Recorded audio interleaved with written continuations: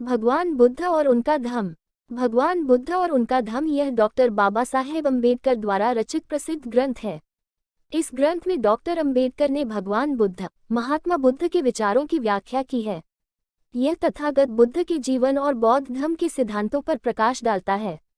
यह डॉक्टर बाबा साहेब अम्बेडकर द्वारा रचित अंतिम ग्रंथ है।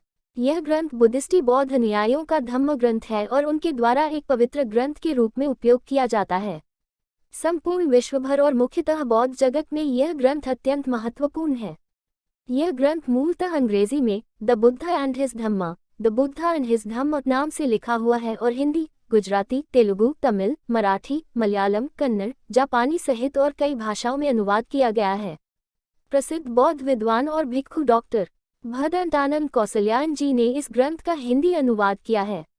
डॉक्टर बाबा साहेब अम्बेडकर ने उल्लेख किया है कि उनकी बौद्ध धर्म की सोच जानने के लिए उनकी 3 किताबें पढ़नी आवश्यक है। 1 भगवान बुद्ध और उनका धम्म, 2 बुद्ध और कार्ल मार्क्स और 3 भारत में क्रांति और प्रतिक्रांति।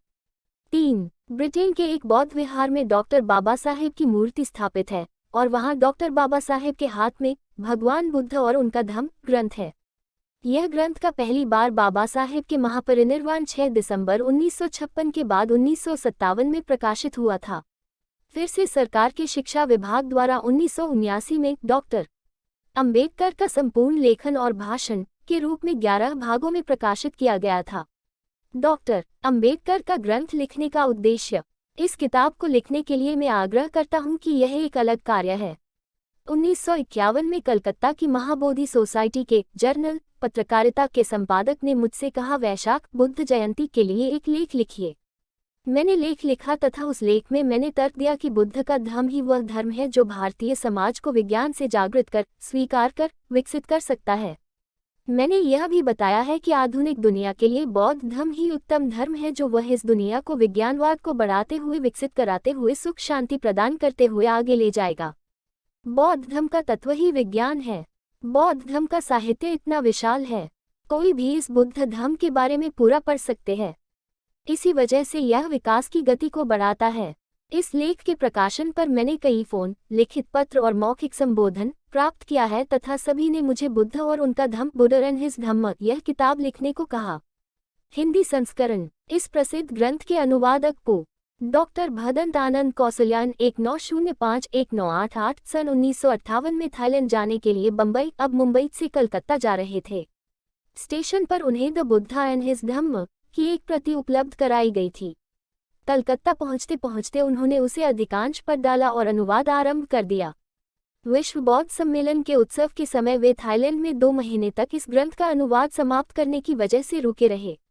वहां महाधात, बैंकॉक के उनके स्नेहियों ने भी उनके अनुवाद कार्य में हर तरह से संभव मदद, सहायता की। अनुवाद का कार्य समाप्त कर वे बैंकॉक से जापान और बर्मा, म्यांमार गए। वे बर्मा से भारत आए एवं सन 1959 जून महीने में श्रीलंका रवाना हो गए। जब सन 1957 में मूल अंग्रेजी ग्रंथ द बुद्ध एंड हिज धम्म सर्वप्रथम प्रकाशित हुआ तो भारत एवं कई बौद्ध देशों के साथ दुनिया भर में इसका स्वागत हुआ। बोधिसत्व डॉक्टर बाबा साहेब अम्बेडकर का इस ग्रंथ के प्रकाशन पूर्व ही महापरिनिर्वाण हुआ था। इसी कारण उन्होंने इस मूल अंग्रेजी ग्रंथ में किसी प्रकार के फुटनोट्स या उद्धारण नहीं दे पाए थे। आलोचकों का मुंह बंद करने के लिए प्राचीन ग्रंथों में से आधार खोजे गए। भंतेजी कौसल्यान ने श्रीलंका में मूल पाली ग्रंथों को देखकर फुटनोट्स तैयार किए और इसका अंग्रेजी अनुवाद तैयार कर अंग्रेजी संस्करण में जोड़े हैं। इस प्रकार इस महान ग्रंथ की प्रामाणिकता सिद्ध की गई है। सन 1960 में विश्वविद्यालय के अवकाश के दिनों में भंतेजी भारत आए। भगवान बुद्ध और उनका धम्म की पांडुलिपि उनके साथ थी। वे मुंबई गए और उस समय के पीपल्स एजुकेशन सोसाइटी के अध्यक्ष न्यायमूर्ति आर भोले से कहा, मैंने बाबा साहेब के ग्रंथ का अनुवाद किया है, आप इसको छपवाने की व्यवस्था करें। भोले साहब ने डॉक्टर आनंद कौसल्यान द्वारा किए अनुवाद को 2-3 जगह लोगों से पढ़वा कर सुना और कहा कि मैं संतुष्ट हूं और मैं विश्वास दिलाता हूं कि यह किताब जल्द ही छपेगी। इसका पहला हिंदी संस्करण सन 1961 में प्रकाशित हुआ। तब से आज तक इसके कई संस्करण निकले। भंतेजी ने इस ग्रंथ का पंजाबी भाषा में भी अनुवाद किया है। यह ग्रंथ ताइवान में पहुंचा तो the corporate body of the Buddha education foundation, Taiwan के पदाधिकारियों ने इसका हिंदी एवं अंग्रेजी संस्करण छपवाकर बिना मूल्य वितरित करने की इच्छा व्यक्त की है। भारतीय बौद्ध उनके इस सराहनीय पुण्यमय कार्य के लिए अत्यंत कृतज्ञ है। सब्बे सत्ता सुखी हुंतु। परिचय। पुस्तक में बौद्ध धर्म के तत्वों को आधुनिक छात्रों के लिए एक जवाब के रूप में लिखा है। लेखक के सूचीबद्ध 4 सवाल और उत्तर। एक पहला सवाल भगवान बुद्ध के जीवन की प्रधान घटना प्रव्रज्या के संबंध में ही है। भगवान बुद्ध ने प्रव्रज्या क्यों ग्रहण की? परंपरागत जवाब यह है कि उन्होंने प्रव्रज्या ली क्योंकि उन्होंने एक वृद्ध व्यक्ति, एक बीमार व्यक्ति और एक मृत व्यक्ति को देखा था। स्पष्ट है कि यह उत्तर प्रभावित करने वाला नहीं है। भगवान बुद्ध ने 29 साल की उम्र में परिव्रजा ली। यह कैसे हो सकता है कि उन्होंने इन तीनों जगहों को पहले नहीं देखा था? ये सैकड़ों द्वारा होने वाली आम घटनाएं हैं। सही उत्तर यह है कि भगवान बुद्ध का जीवन आमतौर पर पूर्ण सुख समृद्धिपूर्ण था। बाहरी जीवन की कठिनाइयां उनके जीवन में नहीं थी, लेकिन भगवान बुद्ध ने जब इन घटनाओं को देखा तो उनके मन में इन दुखों के बारे में सवाल उठ खड़े हुए। वह इन घटनाओं से काफी दुखी हुए। उनके मन में मानव दुखों को कम करने, दुख निवारण करने की इच्छा जागृत हुई। वह उस घटना के बाद से हमेशा दुख निवारण की खोज करने की सोच में डूबे रहते। इसी कारण उन्होंने प्रव्रज्या ग्रहण की। दूसरा सवाल 4 आर्य सत्य द्वारा बनाई गई बुद्ध की शिक्षाओं को मूल हिस्से के रूप में है। इस सिद्धांत को बौद्ध धर्म की जड़ माना जाता है। जीवन दुख है, मृत्यु दुख है। कैसे? जवाब यह है कि मानव जीवन यह दुखों से भरा है और इन दुखों का निवारण किया जा सकता है। दुख का कारण है तो निवारण भी रहेगा और निवारण का मार्ग भी रहेगा और इसी मार्ग की राह से मानव सुख प्राप्त कर सकता है।